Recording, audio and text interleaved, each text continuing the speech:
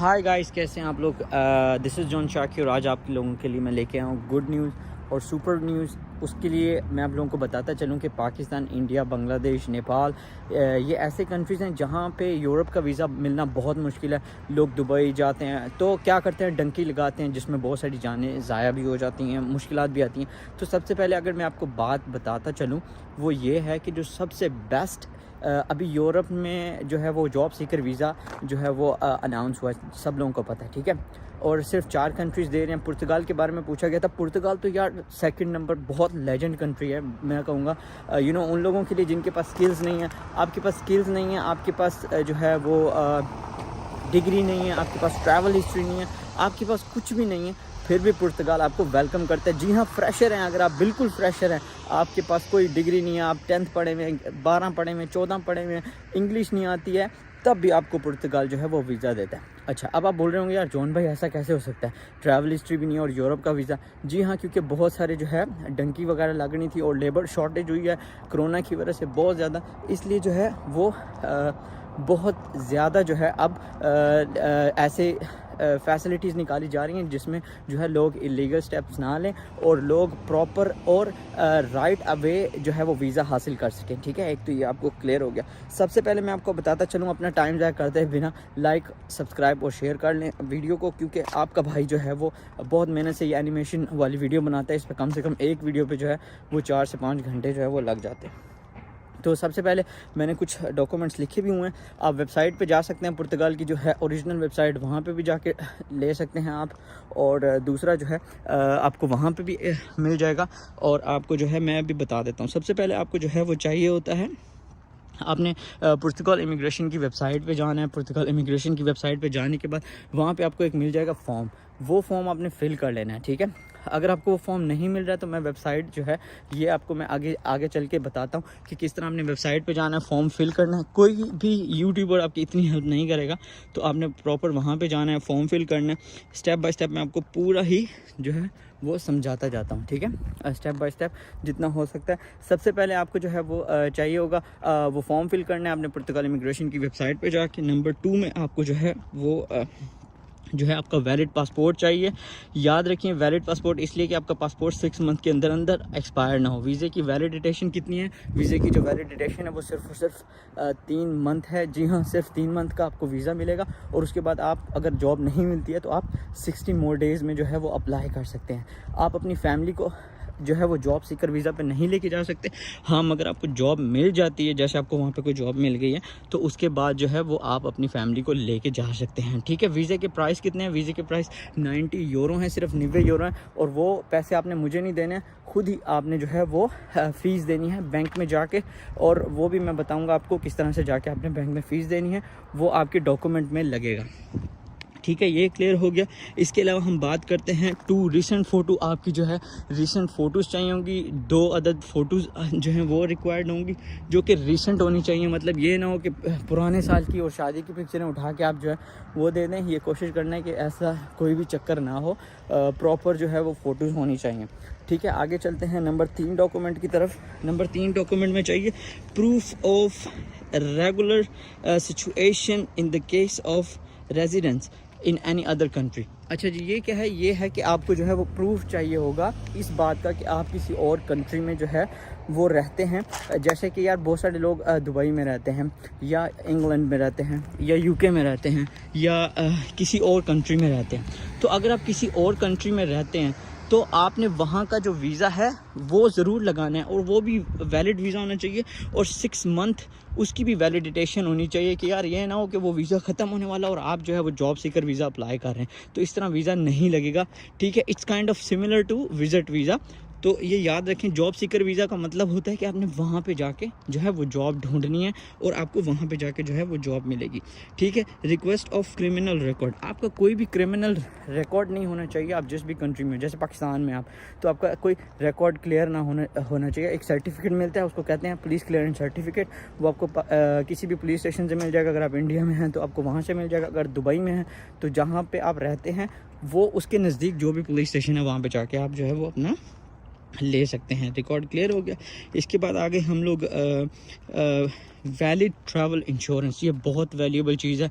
और देखें फ़ाइल जब आप सही बनाते हैं ना तो आपका वीज़ा जब ही लगता है। बहुत सारे क्या करते हैं लोग, फ़ाइल बनवा लेते हैं एजेंट से, वो ख़ुद तो बेचारे 10 या 12 पढ़े हुए होते हैं, ख़ुद तो कभी वो पुर्तगाल या यूरोप या कभी कनाडा या ऑस्ट्रेलिया या अमेरिका कहीं पे गए होते नहीं हैं।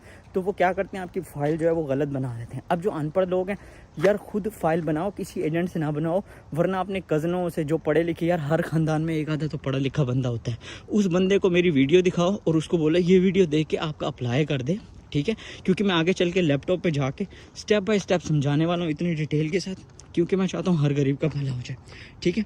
अब वैलिड ट्रैवल आ गए आपके पास। उसके बाद ट्रांसपोर्टेशन डॉक्यूमेंट्स। ट्रांसपोर्टेशन डॉक्यूमेंट का मतलब क्या है कि यार आप किस तरह से ट्रैवल करने वाले हो, कि आप जो है वो बाय बस ट्रैवल कर रहे हो, बाय कार ट्रैवल कर रहे हो, या बाय जो है वो बाय एयर ट्रैवल कर रहे हो। अगर आप बाय एयर ट्रैवल कर रहे हो तो रिटर्न टिकट सारा कुछ आपने जो है वो आपने लगाना है। ये भी आ गया आपके पास।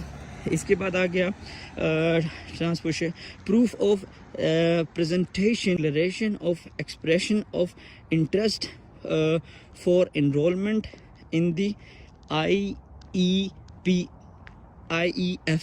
ठीक है। ये क्या होता है, ये एक फॉर्म होता है, ये मैं आपको डिक्लेरेशन का फॉर्म है, ये मैं आगे वीडियो में जाके आपको बता दूंगा, या आपने कहाँ से डाउनलोड करना है, वेबसाइट भी बता दूंगा। इसके बाद आपने जो है वो 90 यूरो जो है वो आपने बैंक में पे करना है, वो आपको मैं आगे चल के बता दूंगा किस तरह से आपने बैंक में पे करना है, उसका भी मैं आपको फॉर्म दिखा दूंगा, ठीक है। वो आपने पे करना है। जो नेक्स्ट आपका जो आएगा प्रूफ ऑफ आपकी बैंक स्टेटमेंट। अब बैंक स्टेटमेंट क्यों ज़रूरी है आप लोग पूछेंगे। बैंक स्टेटमेंट इसलिए ज़रूरी है कि जब जॉब सीकर वीज़ा होता है, जॉब सीकर वीज़े का मतलब ये होता है कि आप वहाँ पे जाके जो है वो जॉब ढूंढेंगे, तलाश करेंगे, और उसके बाद जो है वो आपको जॉब मिलेगी, ठीक है। जॉब सीकर का मतलब ये होता है कि आपको कोई ऑफ़र लेटर नहीं चाहिए, कोई डॉक्यूमेंट्स नहीं चाहिए, और आपको जो है वो डायरेक्ट वीज़ा मिलेगा, ठीक है। ये चीज़ क्लियर होगी। तो अब जॉब सीकर वीज़े के लिए आपको क्या चाहिए होता है, आपको चाहिए होता है प्रूफ ऑफ फंड्स। अब आपको कितने प्रूफ ऑफ फंड चाहिए, जैसे कि मिनिमम सैलरी है 705 यूरो, ठीक है, पुर्तगाल में सबसे बड़ी चीज़ है। तो आपको ज़्यादा पैसे भी नहीं चाहिए, और वीज़ा पुर्तगाल का मिलेगा 3 साल का, 3 महीने का। तो जब 3 महीने का वीज़ा मिलेगा आपको, तो आपको सिर्फ चाहिए 2100 या 2200, चलो एक बढ़ा लो, 2200 यूरो आपके बैंक में होना चाहिए। अब मान लें आप गरीब हैं, आपके पास ये भी पैसे नहीं है, यार यूरोप का वीज़ा है, लोग 25-25 लाख रुपए देते हैं, कम से कम आप इतने पैसे तो रखें, और आप हर महीने वहाँ से जब आप पुर्तगाल पहुँच जाएंगे तो आप वहाँ से वो पैसे निकलवा भी सकते हैं। अब माने आपके पास ये पैसे नहीं है, मगर आपका कोई दोस्त, रिश्तेदार, कोई दूर का रिश्तेदार तो पुर्तगाल में होगा या किसी और कंट्री में होगा, तो उसको कहें पुर्तगाल में चला जाए और आपका बैंक अकाउंट खुलवा दे, और आपको एक लेटर दे दे कि वो आपको अथॉरिटी लेटर देगा कि वो आपके जो भी खर्चे होंगे वो खर्चे जो है वो बंदा उठाएगा, ठीक है।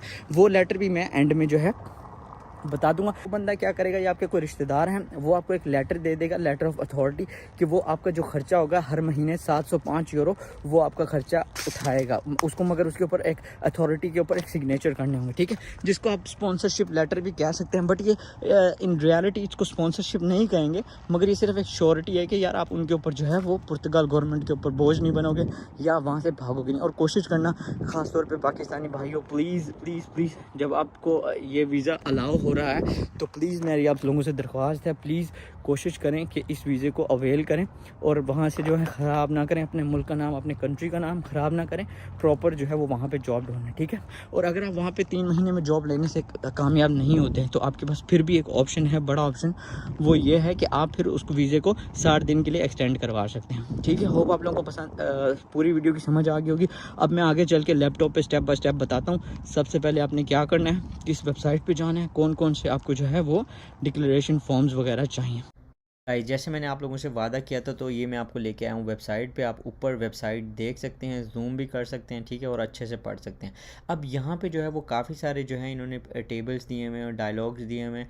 आपने जहाँ से देखें, आप लिखा हुआ है ऑफिशियल वेबसाइट है, ये याद रखिएगा। ऑफिशियल वेबसाइट पे हमेशा लोगो बना होता है, यहाँ पर लिखा हुआ है जॉब सीकर वीज़ा। यहाँ से आपने जाना है और सर्च करना है कि आपने जो है वो किस जगह से जो है वो अप्लाई करना है, ठीक है। यहाँ पर पूरी वैलिडेशन, इसके अंदर पूरी इन्फॉर्मेशन लिखी हुई आप पढ़ लें, ठीक है। और यहाँ से जाके आपने जो है हर आपको डायलॉग में मिल जाएगा कि आपको अगर इसके अलावा जॉब सीकर वीज़ा के अलावा भी कोई वीज़ा अप्लाई करना है तो आप कर सकते हैं, ठीक है। इसके बाद आपने फॉर्म डाउनलोड कर लेना है। ये फॉर्म मैंने पहले ही डाउनलोड कर लिया है, अगर आपको नहीं मिला तो मैंने अपने डिस्क्रिप्शन में लिंक दिया हुआ है, आप पढ़ लें, ठीक है। ये पुर्तगाल में जो है वो पुर्तगिश में जो है वो फॉर्म दिया हुआ है, और आप ये देख सकते हैं इसमें बहुत सिंपल सी चीज़ें लिखी हुई हैं, आपका नाम, आपके घर वालों का, बीवी है तो उसका नाम, सारा कुछ अपनी अपडेट वगैरह जो है वो रेगुलर क्वेश्चन जो होते हैं, जो जिन लोगों ने वीज़ाज़ वगैरह अप्लाई किए हैं वो उन लोगों को ये इजीली पता होगा। ये पूरा फॉर्म मैं आपको जो है वो शेयर कर रहा हूँ अपने लैपटॉप से की स्क्रीन से जाके, मैंने पहले ही डाउनलोड किया हुआ है, और एंड में जाके लिखा हुआ है जो आपके जो फंड्स वगैरह हैं वो आपने जो है, और एंड में यहाँ पे आपने सिग्नेचर करके इसके प्रिंट निकलवा लेने हैं। और ये रहा सेफ का एक फॉर्म है, ये उन्हें पता होगा जो पुर्तगाल में रहते हैं, ठीक है। अगर आपका कोई दोस्त या रिश्तेदार रहता है और आपके पास पैसे नहीं है तो वो आपके फाइनेंस को कवर करेगा, तो याद रखिए उसको ये फॉर्म जो है वो फिल करना होगा। इसमें हर चीज़ लिखी हुई है, अगर आपको ये नहीं पता तो आप इसको जो है वो गूगल से जाके ट्रांसलेट करवा सकते हैं या कर सकते हैं, या किसी भी पुर्तगीज बंदे से आप ट्रांसलेट करवा सकते हैं। यहाँ पे पूरी इसकी डिटेल लगेगी, काइंड ऑफ अ स्पॉन्सरशिप भी कह सकते हैं आप, कि वो आपका पूरा जो खर्चा होगा वो करेगा। इसके बाद आपने जो आना है यहाँ पे, ये बहुत मेजर चीज़ है, बहुत सारे लोग मिस कर लेते हैं, declaration of expression of interest of EFP registration, ठीक है। ये फॉर्म ज़रूर फिल कर लेना है। अब आपको इसका, आप सोचेंगे कि जॉन भाई आप सही नहीं बताते हो, तो भाई इसका भी लिंक मैंने डिस्क्रिप्शन में आपको स्टेप बाय स्टेप दिया हुआ है, ठीक है। ये फॉर्म फिल करना है आपने, यहाँ से जाना है और आपको यहाँ पे पूरी अपडेट मिल जानी है, ठीक है। और आप एम्बेसी में, सबसे बड़ी बात है, आपने एम्बेसी में कॉल करनी है और उनसे पूछना भी है कि भाई मैं पढ़ा लिखा नहीं हूँ और ये मेरी क्वालिफ़िकेशन है और मैं अप्लाई करना चाहता हूँ। अगर पाकिस्तान में, नेपाल में नहीं है तो दुबई वाले किसी दोस्त को कहें, वो आपका फॉर्म वगैरह फिल करेगा और आप खुद ऑनलाइन पाकिस्तान से, नेपाल से, इंडिया से भी अप्लाई कर